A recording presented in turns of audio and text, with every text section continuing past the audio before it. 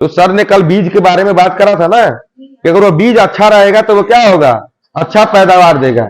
मानव शरीर की भी अगर बात करें तो आप स्वस्थ रहेंगी तभी तो आपके बच्चे स्वस्थ होंगे।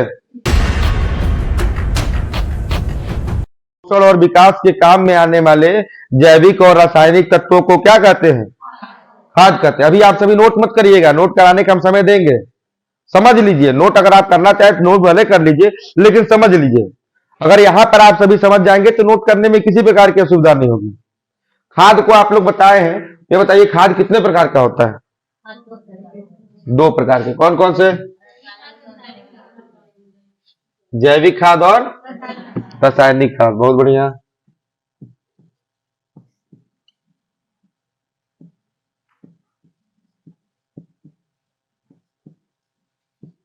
दूसरा होता है रासायनिक खाद।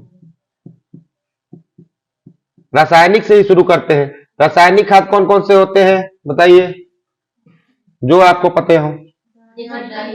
डाई हो गया, चलिए और बताइए। यूरिया, पोटास, सल्फर इत्यादि। ये सब कौन से होंगे? ये सब रासायनिक खाद होते हैं। जैविक खाद में क्या होते हैं? हाँ, गोबर बकरी की खाद हो गया, मुर्गी की खाद, बिल्कुल सही है। अभी मैं बताऊंगा अभी जैविक क्या होता है और रासायनिक क्या होता है। आप सभी को यहाँ पे मुख्य रूप से जो जैविक खाद जानना है, अभी आप सभी को वर्मी कंपोस्ट के बारे में बताया जाएगा। जैसे वर्मी कंपोस्ट अगर मैं बात कर रहा हूं तो आप सभी को, कुछ लोगों को छोड़ के बाकी लोग समझ में नहीं आ रहा होगा वर्मी कंपोस्ट की क्या बात करी जा रही है। लेकिन अगर अभी कहा जाए केचुए की खाद तो जरूर 10 लोग तो समझ ही जाएंगे। समझ रहे हैं नहीं समझ रहे हैं? जैसे कल मैंने उदाहरण दिया था कि नहीं, प्रधानमंत्री किसान सम्मान निधि का, अगर वही कहा जाए मोदी जी का पैसा तो सब समझ जाएंगे। तो इसी प्रकार से अगर वर्मी कंपोस्ट कहा जा रहा है तो कुछ लोग नहीं समझ पा रहे हैं। ठीक है,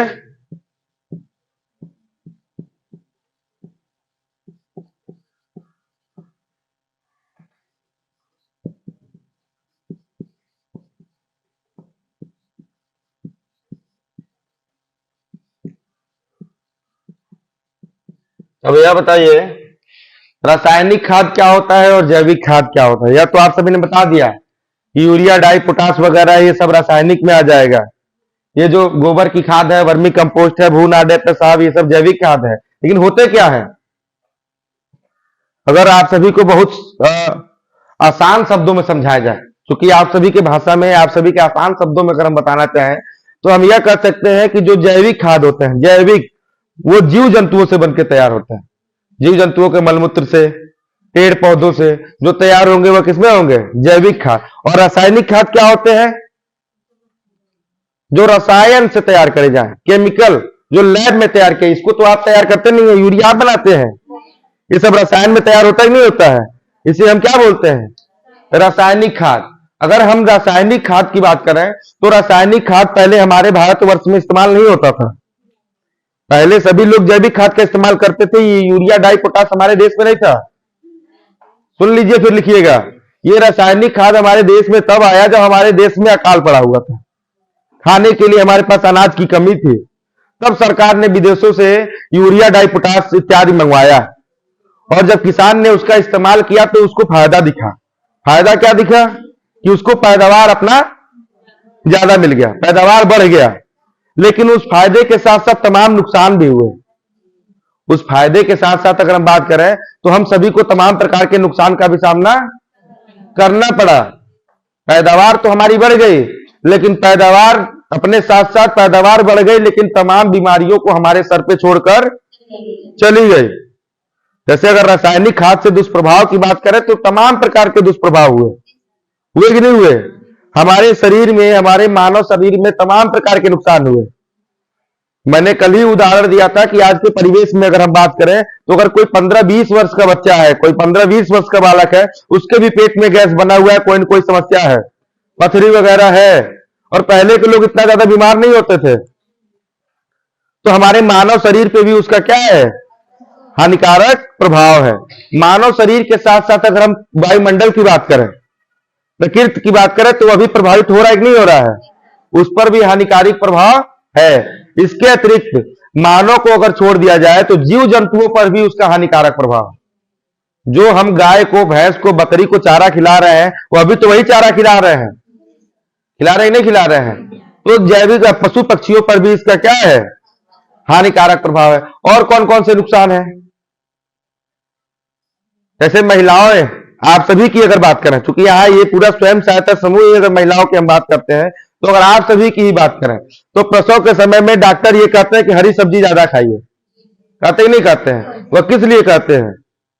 इसीलिए कहते हैं कि आप सभी जो पोषक तत्व है शरीर में वो क्या रहे, बने रहे, इसीलिए तो कहते हैं। और कौन कौन से नुकसान है?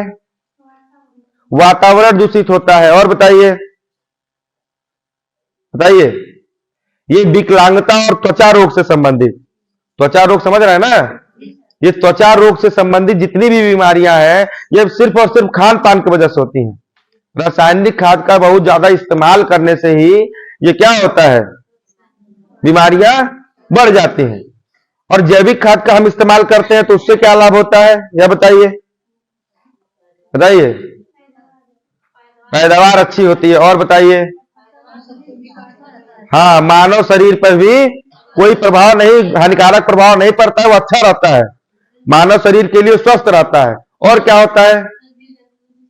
बिल्कुल सही बात है, जीव जंतु भी क्या रहते हैं, स्वस्थ रहते हैं, उनपे किसी प्रकार का हानिकारक प्रभाव नहीं होता है। और बताइए।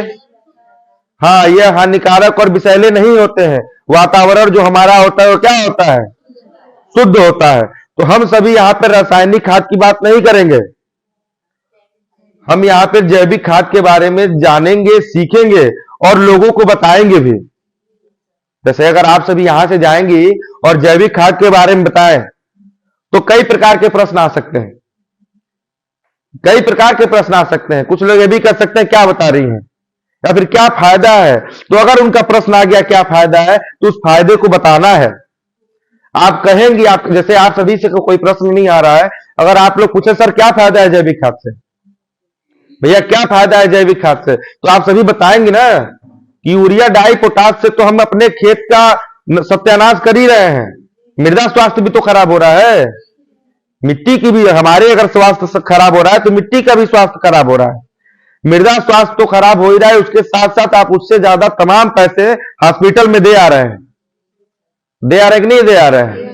अगर हम सभी बात करें, चाहे आप लोग अगर कहीं बाहर गए होंगे, बाहर जगह बात करें, किसी मॉल वगैरह में गए होंगे, तो वहां आप देखेंगे दो तरीके की सब्जियां मिलती हैं, एक जैविक खाद से तैयार करी मिलेंगी, एक रासायनिक खाद से। तो जो जैविक रहेगा उसका दाम ज्यादा रहेगा, उसकी मांग ज्यादा रहेगी। तो जो अच्छे लोग होते हैं, समझदार लोग होते हैं, जो समझदार किसान रहेंगे, समझदार लोग रहेंगे, वह कौन सी सब्जी पसंद करेंगे, जैविक।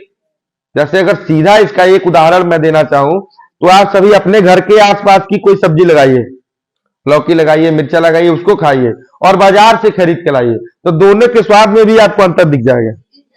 दिखेगा नहीं दिखेगा? बाहर का आप 4-5 मिर्चा खा ले, कोई फर्क नहीं पड़ने वाला, पड़ेगा? कोई फर्क नहीं पड़ेगा, लग रहा है जैसे कुछ नहीं खा रहा है। और अपने घर के आसपास में अगर कोई पेड़ आपने लगाया है जिसमें यूरिया डाई का आपने इस्तेमाल नहीं किया है, वह मिर्चा देखिए काफी तीखा होगा नहीं होगा। लौकी की बात करें, अन्य तमाम सब्जियों की बात करें, तो अपने घर जो आप लगाएंगे उसका स्वाद बढ़ जाएगा, अच्छा लगेगा। और वही जो आप बाजार से खरीद के ला रही है उसका स्वाद क्या रहेगा, अच्छा नहीं लगेगा। क्यों नहीं लगेगा? क्योंकि उसमें इतना ज्यादा यूरिया डाई पोटाश का इस्तेमाल कर दिया गया है। अगर उसको तैयार होने में लगना है 10 दिन, तो वो तैयार हो जा रहा है 2 दिनों में। समझ में आया कि नहीं आया? इसलिए जैविक खाद का इस्तेमाल हम सभी को करना चाहिए। जैविक खाद से और कौन कौन से फायदे हैं? जो हमारी मिट्टी की स्वास्थ्य, मृदा स्वास्थ्य होता है, क्या होता है, बरकरार रहता है, अच्छा रहता है। मानव शरीर पे किसी प्रकार का हानिकारक प्रभाव नहीं पड़ता है। हमारा वो वायुमंडल जो क्या रहता है, शुद्ध रहता है, सुरक्षित रहता है। अनुवांशिकी पर हानिकारक प्रभाव नहीं पड़ता है। पेड़ पौधे तथा अन्य जीवों पर इनका हानिकारक प्रभाव नहीं पड़ता है। समझ में आ गया? आप सभी को यह पता चल गया जैविक खाद से क्या फायदे हैं और रासायनिक खाद से क्या नुकसान है।